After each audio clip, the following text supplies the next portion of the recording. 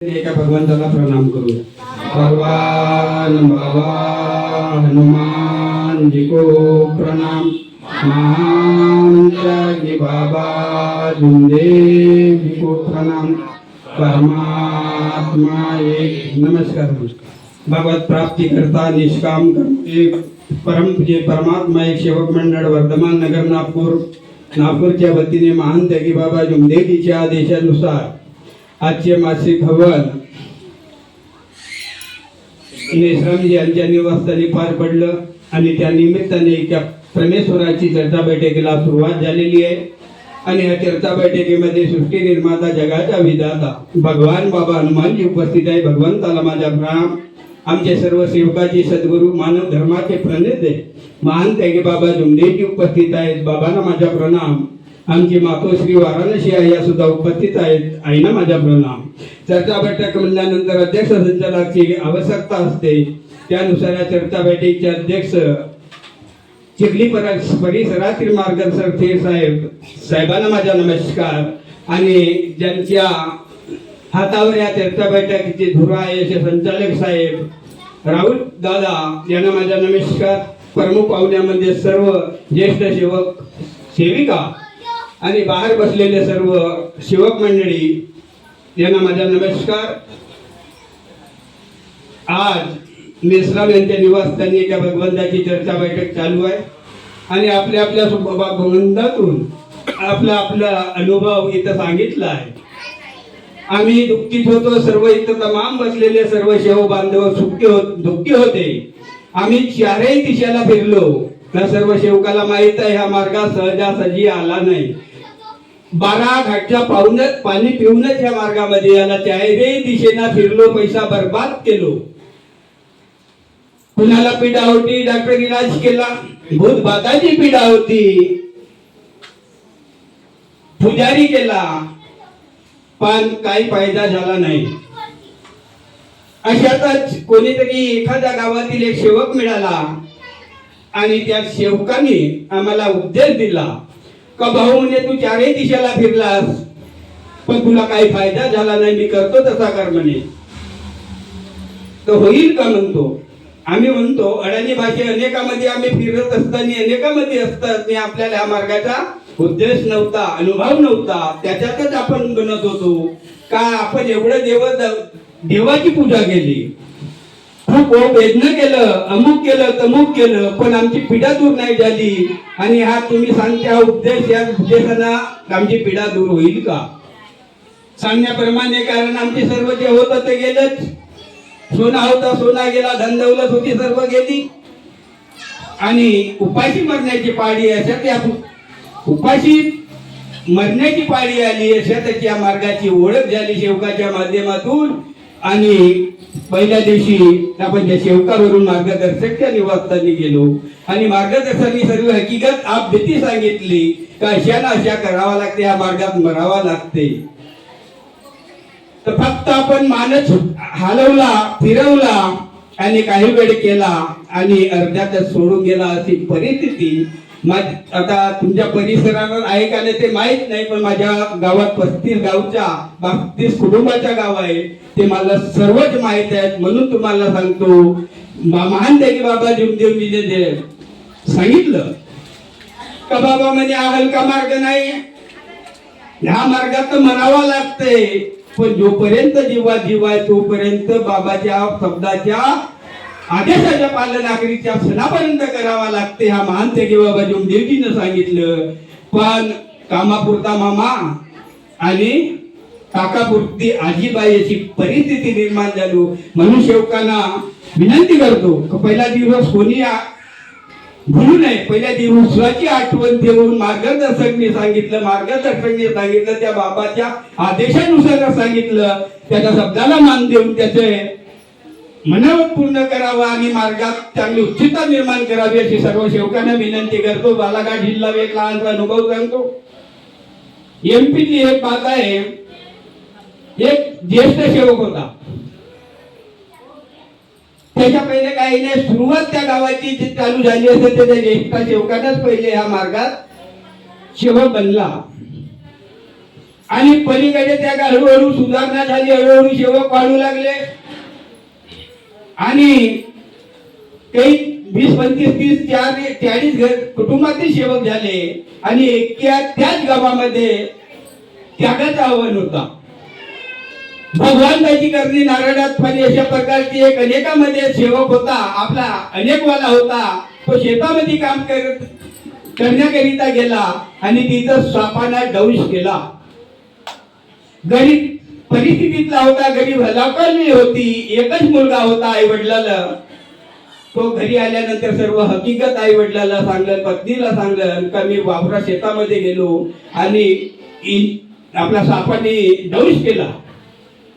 गडबडला कुटुंब परिवार आता का करावा का नाही. तर तिथंच एक सेवक होता त्याच्या घराजवळच. बाबा म्हणे मी सांगतो तसा करा म्हणे, तुमची गरीब परिस्थिती आहे म्हणे, तुम्ही डॉक्टरचा इलाज करायला पैसा लागतो म्हणे, 10-20 हजार रुपये लागतो म्हणे, तुम्ही एक काम करा म्हणे, मग आपण दवाखान्यात जाऊ.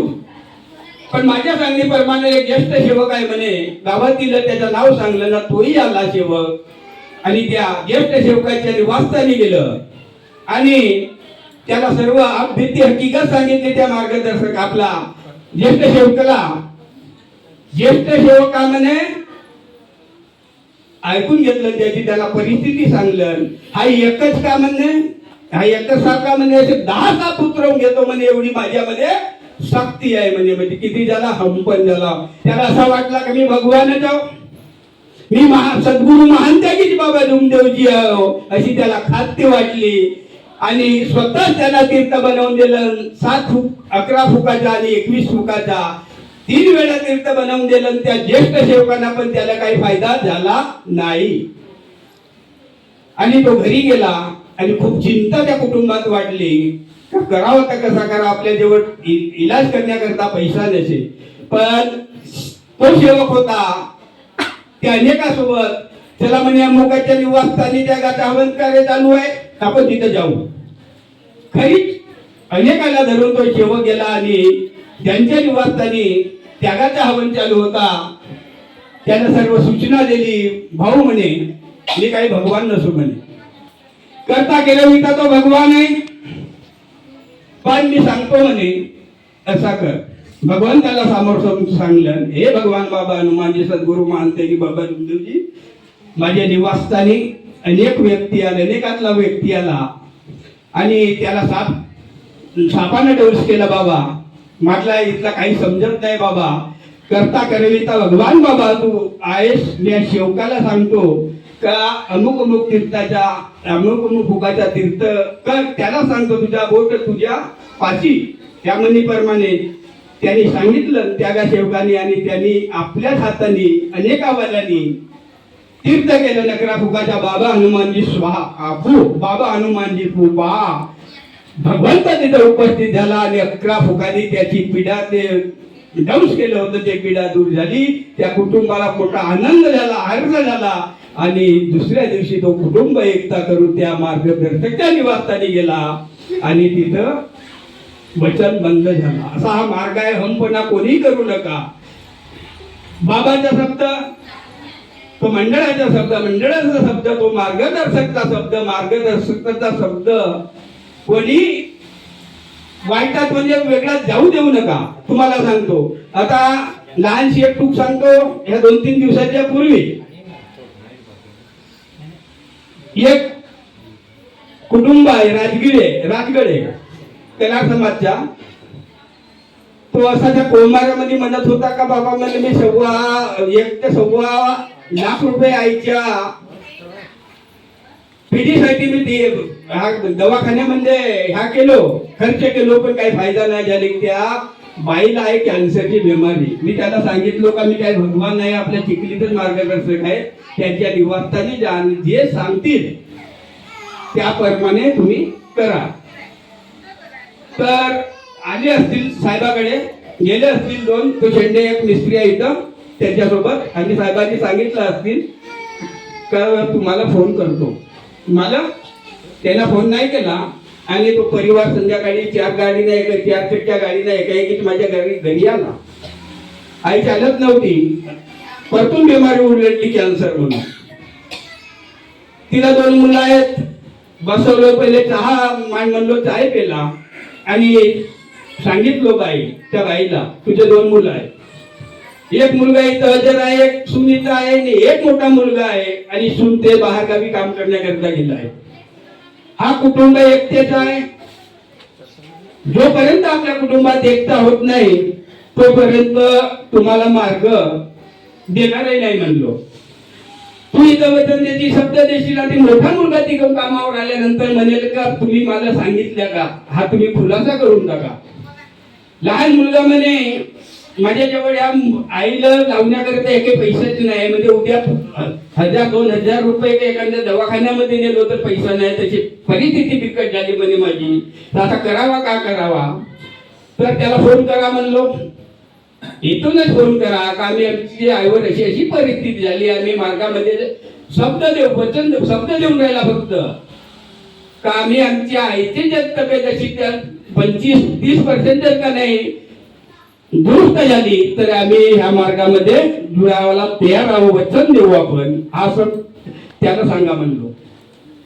वेगळाच बोलावं लागला. आता मी काय करू शकतो म्हणलो, नको या तुम्ही मार्गात. नाही म्हणते आई म्हणते, एक मुलगा नाही येईल चालेल, पण माझ्या हा मुलगाला सुनाय मी यांच्या जवळच जाऊ आणि आपल्याला जर सुख शांती मिळेल तर माझा हा मुलगा आणि सून वेगळा राहून आम्ही भगवंताचे कार्य करू नये असा त्यांना शब्द ठेवलं. त्यावेळेस भगवंताजवळ सांगलो, भगवंताला काय भगवान बाबा हनुमानजी सद्गुरू मानते की बाबा देवजी, एक अनेकातला कुटुंब परिवार माझ्या निवासस्थानी आला आणि गरीब कुटुंबातील हा व्यक्ती आहे, तर याची आईवर अशी परिस्थिती झाली आहे बाबा, त्या परिस्थितीनं माझ्या निवासस्थानी आले. पहिले मार्गदर्शकच्या निवासस्थानी गेले आणि माझ्या निवासस्थानी आले आहे. तर ह्या परिवाराला सुख शांती समाधानात जीवन जगण्यात यावा असा येऊ द्या बाबा.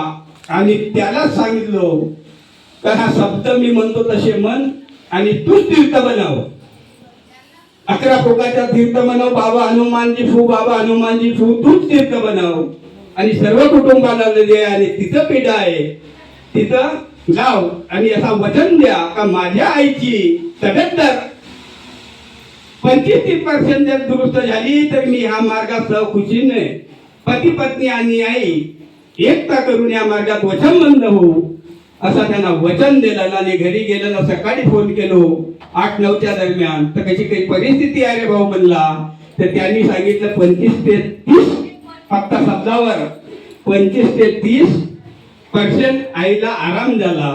कसं आहे हो भगवान, म्हणून तुम्हाला सांगतो आपण वचन देतो आणि वाचन देतात असताना अर्ध्यातच आपण कुठंतरी वहिवाट करतो मार्गाचा.